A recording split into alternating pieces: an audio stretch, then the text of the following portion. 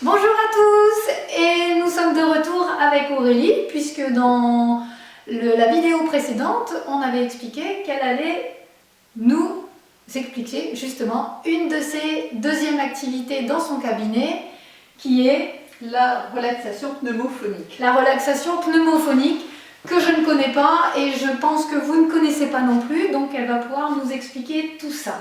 Alors qu'est-ce que la relaxation pneumophonique? Alors, c'est une technique en fait qui vise à restaurer la respiration confiante chez la personne.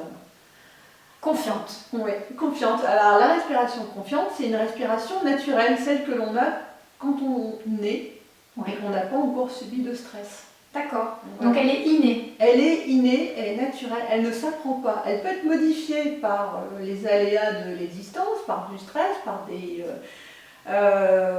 peurs, des craintes, mais aussi des très grandes émotions positives.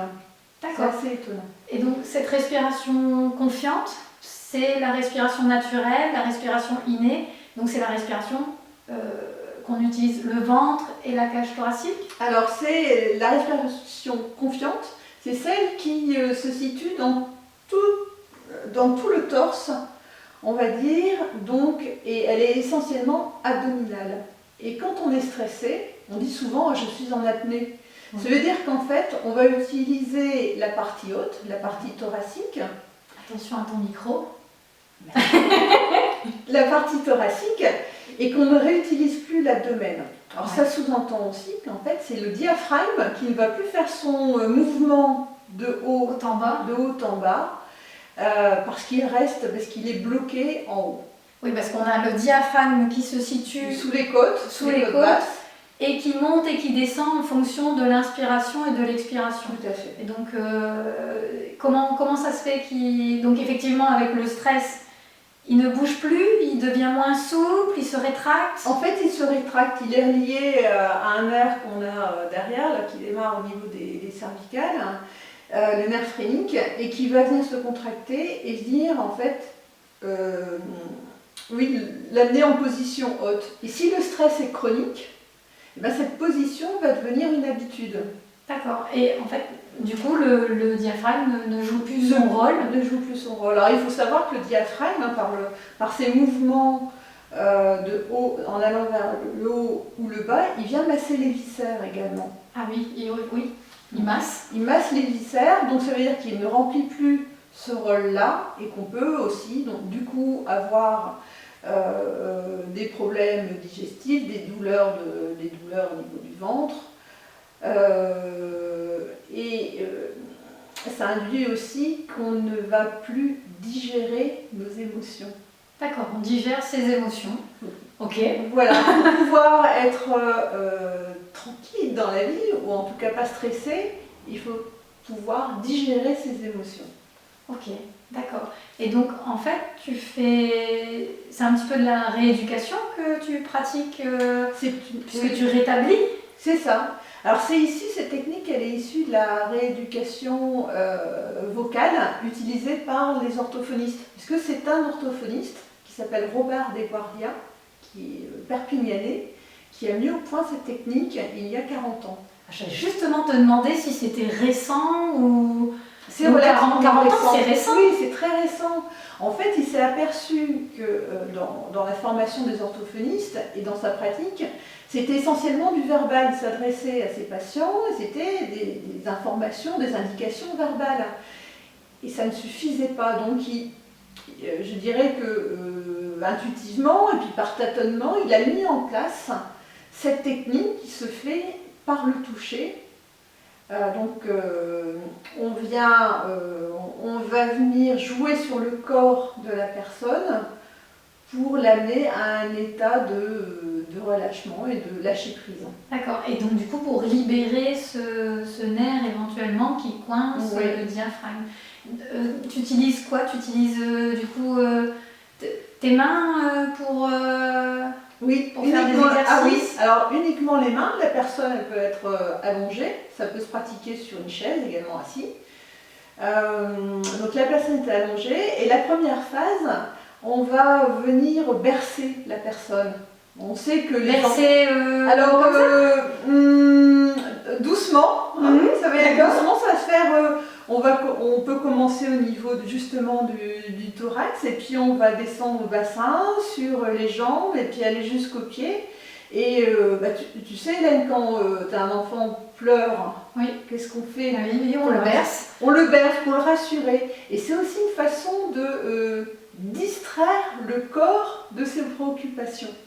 Pour la phase suivante, qui va être, on appelle ça la négociation du corps. En fait, on va venir faire des vibrations avec les mains sur des parties du corps. Alors des petites vibrations, alors je sais pas, je vais faire. Vas-y. Ça va être, on va venir appuyer voilà, comme ça, si vous voulez. Et d'autres mouvements où on va amener le corps à lâcher petit morceau par petit morceau.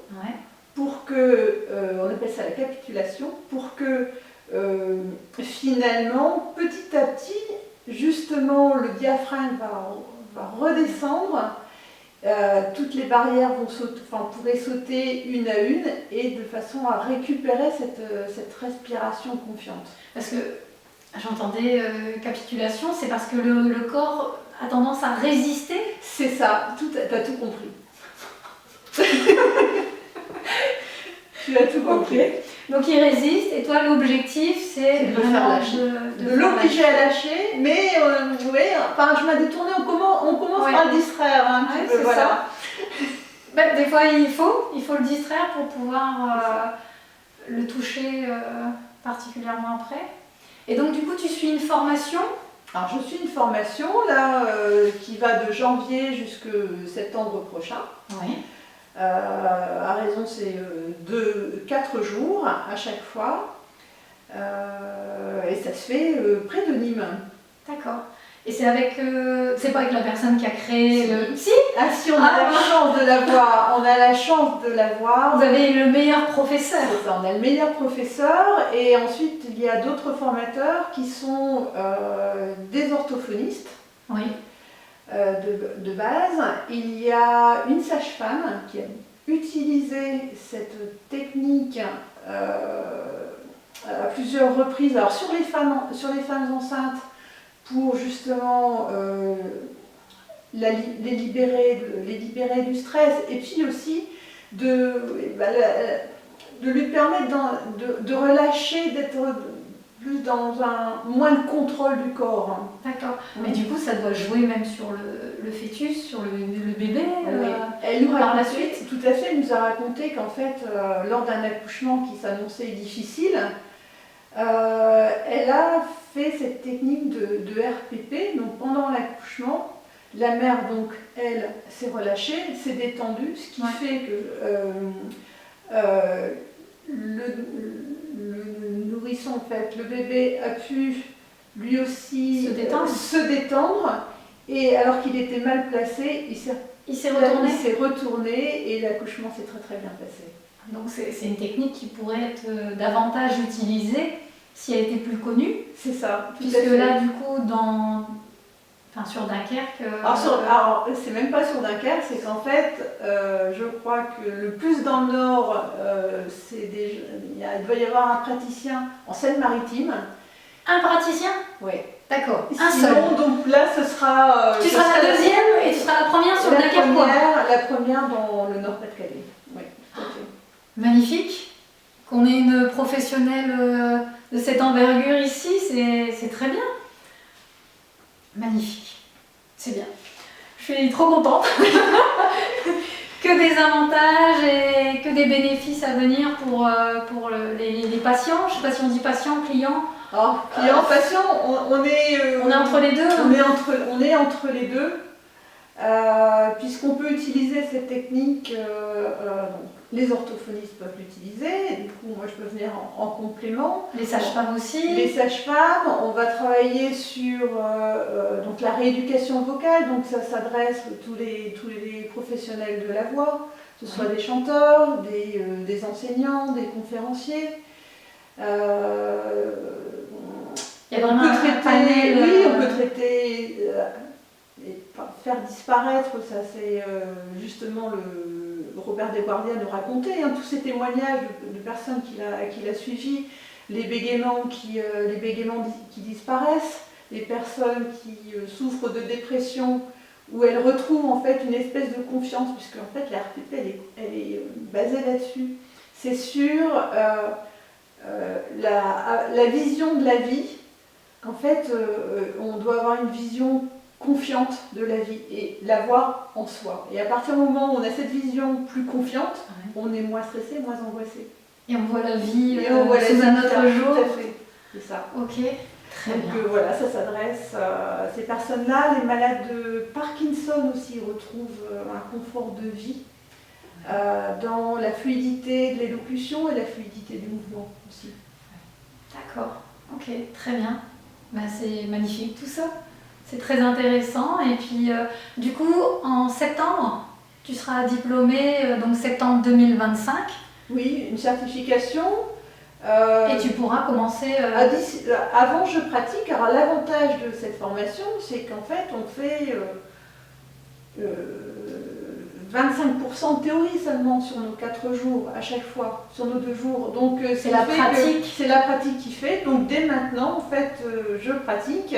Et donc, les gens peuvent déjà prendre rendez-vous avec toi au cabinet ? Oui, oui, oui. Alors, ça me permet de m'exercer. Oui. Voilà. Et puis, de voir les effets que ça peut avoir aussi. D'accord.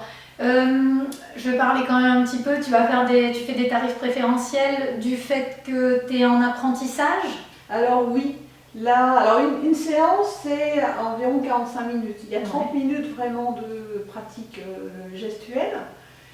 Et donc là, la séance est à 30 euros. Donc la séance est à 30 euros et à partir de septembre, tu auras vraiment ton tarif oui. tant que professionnel certifié. C'est ça, donc on sera plus à 45-50 euros pour les adultes. Ok, d'accord. Bah écoutez, si vous entendez bien, profitez du tarif intéressant pour qu'elle puisse s'exercer. Et donc tu es situé 11 rue Beaumont à Dunkerque, c'est bien ça ? Oui, c'est bien ça, toujours sous le même nom, le Calme en Soi. Le Calme en Soi, donc ça c'est le nom de ton cabinet. Et donc je vais noter le numéro de téléphone à la fin de la vidéo, puisque comme dans la vidéo précédente, les personnes t'appellent, te laissent un message sur le répondeur et tu les rappelles derrière. Je les rappelle, tout à fait. Ok, très bien. Bah, écoute Aurélie, je te remercie pour cet apprentissage, ces connaissances, ces nouvelles connaissances, ces découvertes toujours intéressantes. Et puis je te remercie du temps que tu prends pour nous tous, pour nous expliquer. Et on est très heureux que tu sois bientôt la première du Nord-Pas-de-Calais. C'est ça. Voilà, et merci. Merci à toi Hélène. Voilà, et je vous retrouve plus tard pour d'autres interviews. Salut! Au revoir.